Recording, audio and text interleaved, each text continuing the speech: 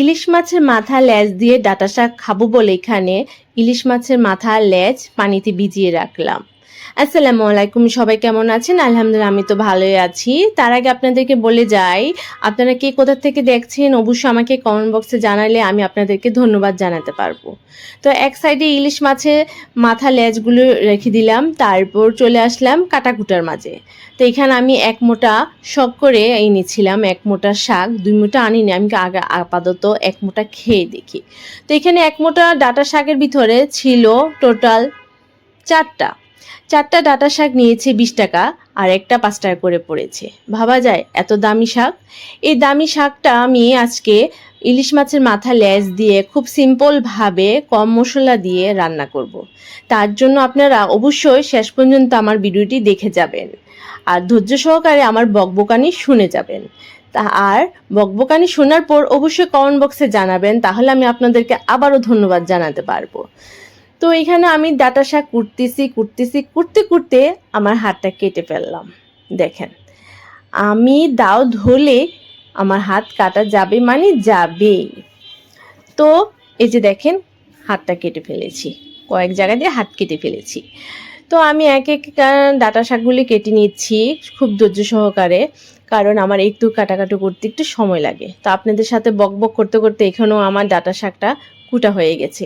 এই এক মোটা ডাঁটা শাক করতে অনেক সময় লেগেছে। যাই হোক, তো অবশেষে চলে আসলাম রান্নার কাজে।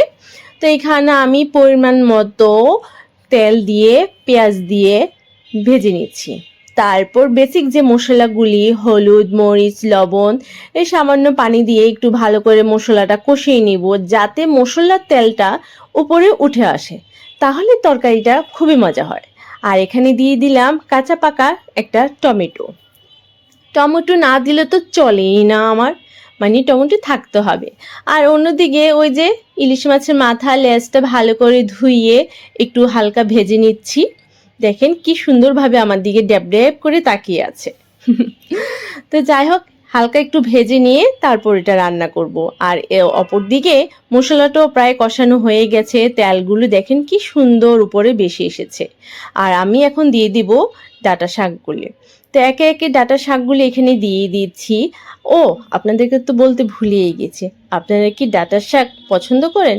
অবশ্যই আমাকে কমেন্ট বক্সে জানাবেন। আমার তো অনেক পছন্দ, কারণ সময়ের কারণে আমি শাক বেছে খেতে পারি না। যখনই বাড়িতে যাই তখন কাউকে না দিয়ে কাউকে আমি শাক বেছে নিয়ে আসি। তো এখানে শাকগুলি দেওয়ার পর হালকা কষিয়ে নিব, একটু হালকা পানি দিয়ে দিয়েছি, প্রায় কষানো হয়ে গেছে। আপনাদের সাথে বকবক করতে করতে আমার ডাঁটা শাকগুলো প্রায় হয়ে গেছে, দেখতেই পাচ্ছেন খুব সুন্দর কালার এসেছে। তারপর আমি হালকা করে বেজে রাখা যে মাছগুলি ছিল, ওই মাছগুলি আমি দিয়ে দেব এখানে। মাছগুলি দেওয়ার পর যে তেলটা আছে অবশিষ্ট, এই তেলটাও আমি একদম কাঁচাইয়া কুচাইয়া দিয়ে দিলাম, কারণ ইলিশ মাছে ভাজা তেল ফেললে তো যায় না, তাই না? ও হ্যাঁ, আপনাদেরকে তো বলে ভুলিয়ে গেছি, আমি আবার একটু ভোলা মনের মানুষ। তো আমার কথার একটু জড়তা আছে, যদি ভুলকুটি হয়ে থাকে অবশ্যই ক্ষমা দৃষ্টিতে দেখবেন। তো আজ এই পর্যন্তই, আল্লাহ হাফেজ।